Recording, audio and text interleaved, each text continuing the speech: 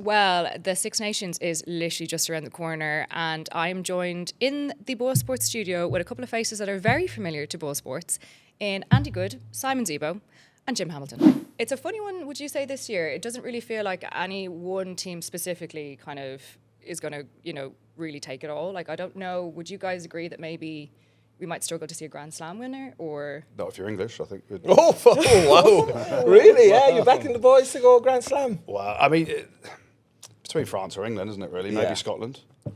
He's changed his tune. No This is chance. hilarious. I know, look. Stop. So Zeebs, he was like you last year when we were doing this, right? And Scotland, no chance. Since he's been doing more in Scotland, and there's a few demons in Glasgow, he's been indulging in the local Scottish delicacies. He has now come round. He has now come round that Scotland have a chance. And he's thrown Scotland into the mix. Like, the obvious one is England. I say obvious, we're in Ireland recording. England are on a great run. They've got great depth of players. France are France. They're at home for that final game against England, which some people are saying is the Grand Slam decider already. And you've got Scotland in there, and no one's even speaking about Ireland. It is crazy. Which is a good thing if you're Irish, I think. And I think the lads' mentality as well, a little bit of pressure off them. I think they'll go really well. I just struggle to see France losing. I think with the form of Jalibert and Co and Dupont finding a bit of form and the depth of their squad, Bordeaux going well, I think they're going to be hard to beat. And having Ireland and England at home, it's going to be tough. But yeah, never say never. Ireland are always in the mix, and when they're not being backed as favourites, they tend to perform a bit better, a punch above. That is a good That's point. true. That is a good point about Ireland. Right? The pressure on when your expectations are high to win is an issue for them previously. I don't want to bring up World Cups, but World Cup quarterfinals, obviously a bit of a headache for them. But they've won loads of Six Nations and Grand Slam. They won the Grand Slam in 23, Six Nations in 24. France won it last year. But there's been that expectation there. This year, speaking to a lot of people around Ireland, they're like, not sure, which, like you said, might be a good thing for them. But they've got a ridiculously tough start, haven't they? France away on a Thursday night. And, I know Ireland have gone over there and done well and won in previous years.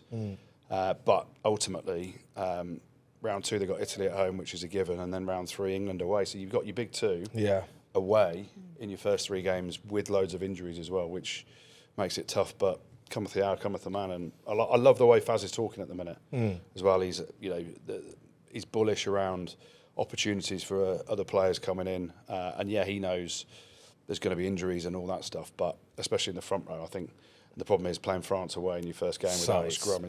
I thought last year's Six Nations was our year, but you've made a really good point. The way the fixtures marry up this year, the fact that we've got France and England at home, the French game the last couple of years we should have won as well. Again, refereeing decisions. We've spoken about this before, having played in the tournament. It's not always about playing the best rugby. You need the luck on your side. You need the ref. Like there's moments in these tournaments to go and win it where you didn't play that well, but you won. I'm yet to see that from Scotland. I think we'll know just how good we are. Again, it's a very cliche thing to say. We need to win. For people to take us seriously, right? Outside of Scotland, it is. We take it seriously in England, because of the record, and that's why the players will say that's the game that they want to win. But is that a little bit dangerous almost? Because if you look at the fixtures, so obviously last season, you had the upset in Rome. I feel like, what was it, the first time in like 9? Forgot about that. Yeah.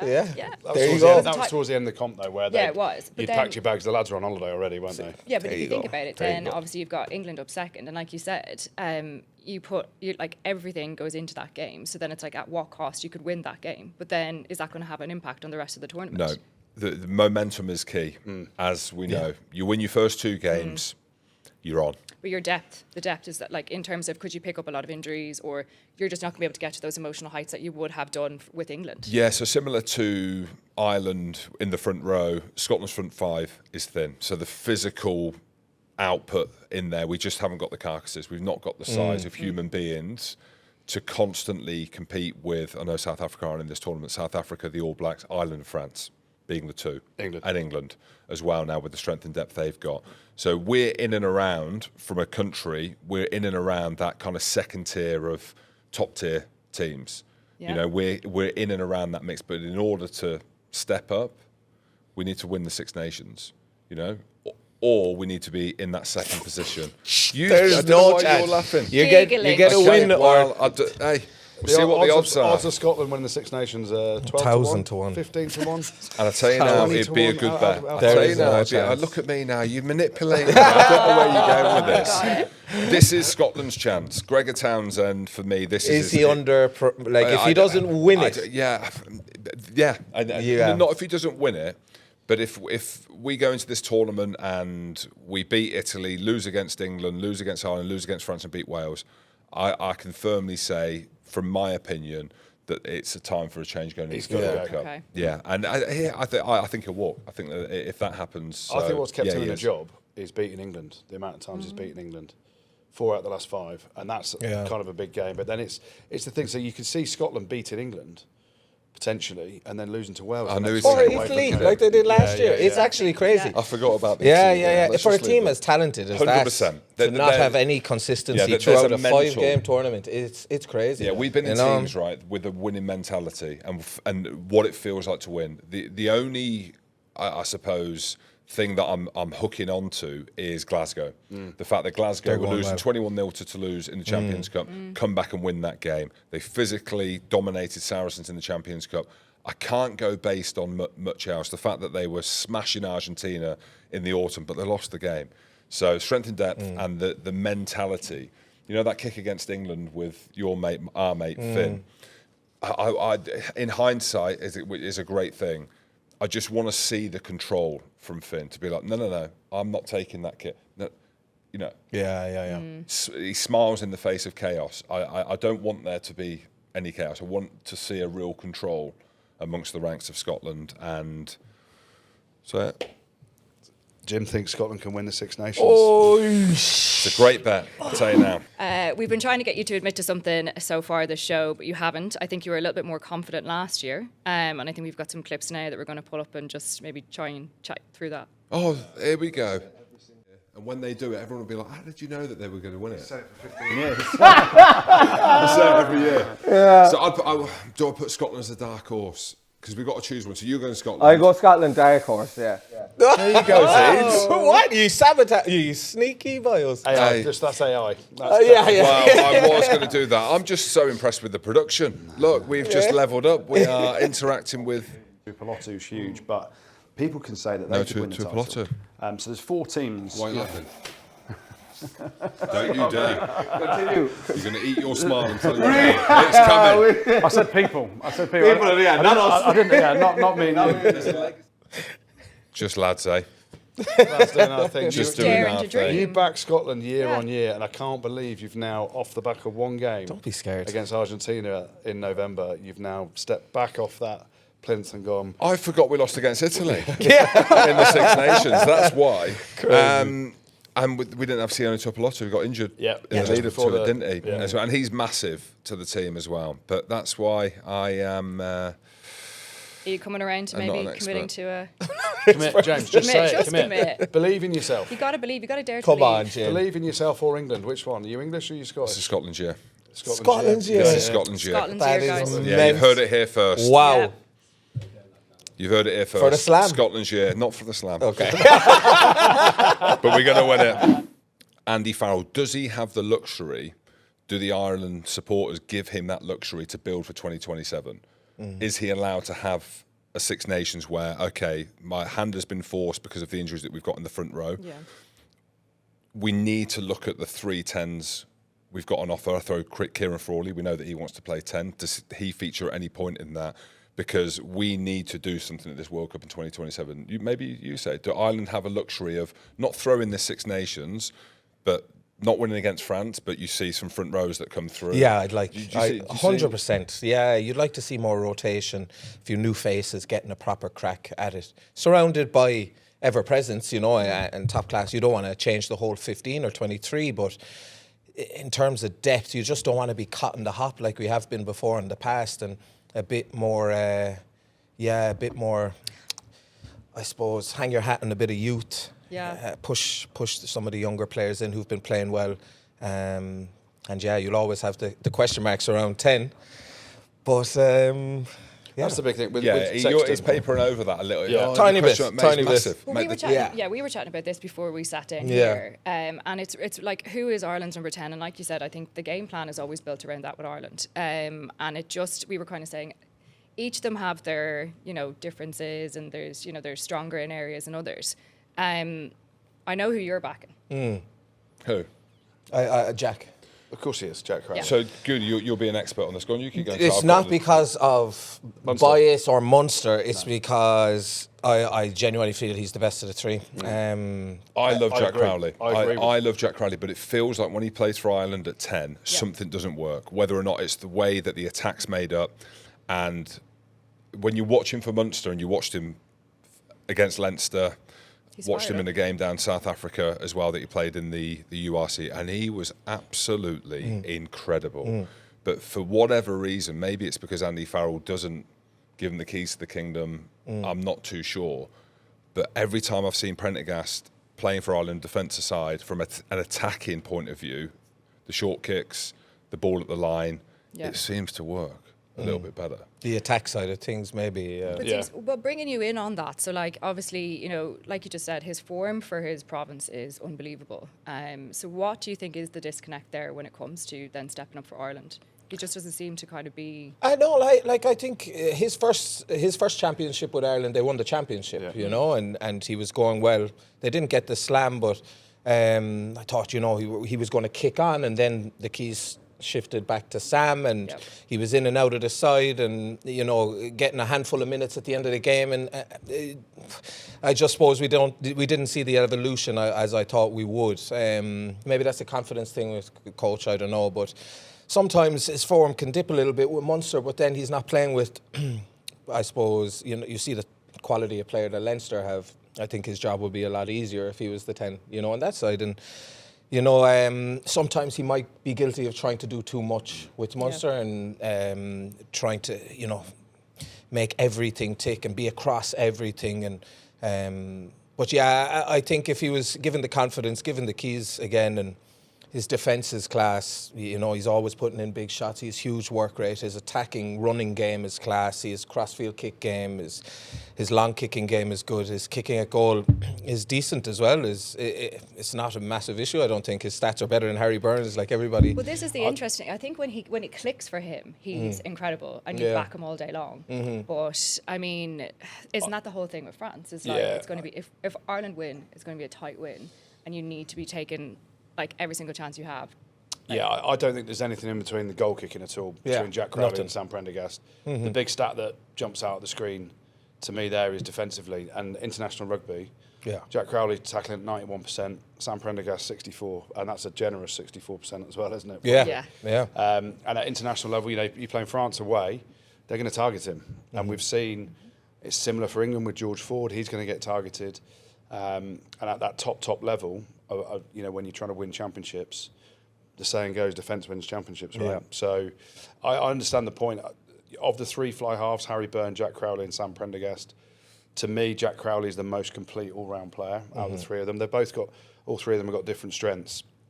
And Sam might be better at certain aspects than Jack and vice versa and Harry. But there is that thing that Jim mentions around it just doesn't sometimes click as well for Jack in an Ireland jersey with all the Leinster players, and that's why I think they go back to the Sam Prendergast thing because of familiarity. Yeah. But this Six Nations may change that. What about Harry Byrne? We saw that. Yeah, in the do you know what? The way everybody's talking, he'll probably get the shot. It seems like he's the man in form. And to be fair to him, he is playing well. And, Leinster have started to kick on a little bit since their lull in the start of the season. It's just international rugby is a big step up. Like, I don't know if he's there yet. But, it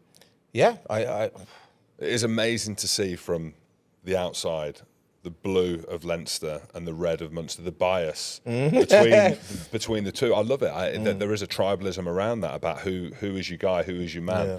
Put him in the green jersey, and then it's the red want Jack and the blue want Sam. And regardless of what's best for Ireland in their mind or in your mind as fans, it's no, we want our guy, the team that we support. Like, there's a part of me that I actually quite like that. That's a tale as old as time, isn't it? With Margin, Sexton. Yeah. Like, it's just. I love the way you said then about the blue want Sam and the red want Jack, and there's little Harry going, hi. Yeah, you see, the blue don't even know who they want. And that's what I feel harsh saying that. I feel harsh saying, who's the Ulster 10? Murphy. Murphy, yeah. David Humphries. Murphy, he's a good lad actually, good player. But there's 4 options in there, with Kieran Frawley as an option at 10 as well, isn't there, for him? But that's the big thing. It's always that question mark around Ireland with who's going to play at 10, and then you add in the injuries on top. They might surprise a few people, but I think it's going to be a tough Six Nations. You'll finish well, but I think the start's going to be tough. I suppose when we were talking there about the tale as old as time, and it's the the red versus the blue, and I suppose historically it always was Leinster and Munster that were mainly would make up the Irish squad, but now we've kind of seen it again. Leinster always have a strong foothold, but it's kind of shifted towards, if you look at the stats from the URC, it's kind of now leaning a little bit more towards Ulster, and so how are you feeling about that? Sure, look. How are you feeling that Munster are not as good as they were? There's a lot of young players coming through in Munster. I think in the next season or two we'll see a lot more faces in that squad. You look at the likes of Brian Gleeson, Ruan Quinn, even Sean Adogbo, Edwin's brother. Edwin's starting to come into the squad now. I think there'll be another surge in the next 18 months of Munster players coming through. And there's good quality down there. It's not easy to look at. It's not ideal, but then Munster's form has been hit and miss, and amazing at the start of the season against Croke Park, or up against Leinster and Croke Park, which I like to talk about. But then there's a great day. But there's been a bit of a dip since, and Say it. It's great to see so many Ulster players. It's good. It's good. I'm happy. I think it's great. Why is I your do voice think gone it's so great. high? You're trying to pretend it's good. You didn't want to say it. We've obviously spent an awful lot of time kind of dissecting the Irish squad, but they are up against the current winners at the moment, France, opening fixture on a Thursday night. I know there's been some upsets in that squad as well. Galtier, he's kind of not playing. What is he? He's not really selecting off merit anymore. He's how many uncapped players has he brought in? What do you guys? I think he's brought in 10 or 11 uncapped players, mainly in the backs. I think it's 3 forwards. Tom Staniforth, a great French name, as a second row, but he's obviously qualified on residency, and their forward pack is pretty special. But he's not picked Gregory Aldry. He's not picked their top try scorer in Damien Penaud, which I find absolutely bonkers. But some of the players he's bringing in, he's picking some of the Po boys who are second in the top 14. They've got Calvin Gorge, who is Gorge. As a player from Toulouse, who can cover a lot of positions in the back line as an uncapped player. Nicolas Deportier as well. Deportier's ridiculous. At 13. They've got an embarrassment of riches. And I think that's what maybe the casual fan might forget, that France are littered, and you'll know. We played there, but more so you're closer to it than I am. But they've got such good players who are carving up that tour to New Zealand as well, where everyone's like, why is Fabien Galtier taking a second string team? Well, to build depth. It's crazy depth. They have so much talent, and it is crazy to think that your all-time top try scorer, Damien Penaud, isn't in the squad, and he's still ripping up trees. It's not like he's aging or lost a yard of pace. Same with Gregory Aldry. It's very tough, but rumour has it that they've had a complaint or discussions around the game plan, the style of play, and Galtier's a big Razzie fan and wants to be more pragmatic and kick more, and it just doesn't suit those kind of players, and they want to be running with ball in hand, and it's a bit of clash in mindset, and they bit the bullet now. They're out the squad, but there's still plenty there. You look at Gaël Drayan, who's playing with Toulon. Yeah. Oh my goodness, what a player! If him and Bielbiari, that's the fastest back three by a country mile in the tournament, they're going to cause problems. Player Noah Nene, not many might know of him. My goodness. Some of the boys you mentioned already, their team is just stacked. They could field 2 15s that are world class. The interesting one for me at fly half, obviously, Untermach's out injured, and Jalibert's been in, he's been out. He's always been that second choice and that foil behind Untermach. But you said then around how Galtier wants to be a bit more pragmatic. Yeah. That doesn't suit Jalibert at all. That's exactly why I think Thomas Ramos is going to play. I just wonder, Ramos has been playing, this is so French, right? Ramos has been playing fullback for Toulouse where Blair Kinghorn's been playing 10. So the Toulouse coach is like, he's a fullback. And then Jalibert comes into the squad and everyone's like, you've got to pick him. And I generally, I'm with you. I think Gautier will go, no, I'm going to pick Thomas Ramos, who hasn't been playing fly half. He's been playing fullback, but he will kick the ball and whatever. So it's really interesting, the dynamics of French rugby. We've all played there. Yeah. It's crazy, isn't it? But the talent is undeniable. Yeah. And Jalibert has gone in. I think he's bitten his lip and apologised a little bit to Gautier for what he did before, where he just said, I just want to go back to Bordeaux and play there and not be involved in the squad. Yeah. But you can't deny the talent that he's got, even without Penaud on the wing, who's ridiculous. You mentioned Drian. We've done a few games and he's mad playing.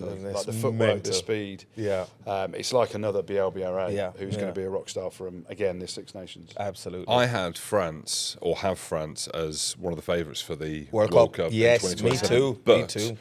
Having worked with Fabien Gaultier at Montpellier, he's chaos, man. He is just... Everything is emotion-led. And I get it, that's French, that's Latino, and there's a part of me that actually loves it, just not with him. But I think he's under massive pressure in this tournament because of the players that he's left out. And naturally, there's going to be the stuff around Damien Penaud, top try scorer, regardless of him maybe not being at the level that he was before. It's still Damien Penaud, it's still Gregory Audry, who's captain of La Rochelle and been one of France's best players. But that's French, isn't it? Yeah. And that's France. And they've been so reliant, and I know that Fabien Gaultier, it's an obvious thing to say, so reliant on Antoine Dupont. I was going to say, we haven't spoken about him yet, and he's literally and you have talisman. to, because he is the keys to that team. Yes. Not just because he's the world's best player, the emotional driver and the connection that he has with the fans and his relationship with Fabien is key. And speaking frankly, he's just come back from injury. Antoine Dupont hasn't looked the player that he was, and he'll get back there. Yep. But with an injury that he's had, it's going to take him a while. But for me, he holds the keys to this French team. He is the guy being the 9 as well, forwards and backs. He's the link between them. But I think the emotional driver for France lies within Antoine Dupont. Yeah, well, they should have won a Grand Slam last year. It was only England that stopped them with a try, with the last play of the game at Allianz Stadium to beat them. And that was without Dupont. So Dupont getting back to some form. I know it's been a bit scratchy for Toulouse in the Champions Cup, but I think in the top 14 he ripped it up at the weekend, and he, at home on a Thursday night, I think he'll want to be the king again, and he'll play at a pace that Ireland potentially will struggle with the injuries and with the preparation that they've had with new players coming into a system. So he's a wonderful player, isn't he, Dupont, and he just makes everything tick for him, and then you've got some beasts up front.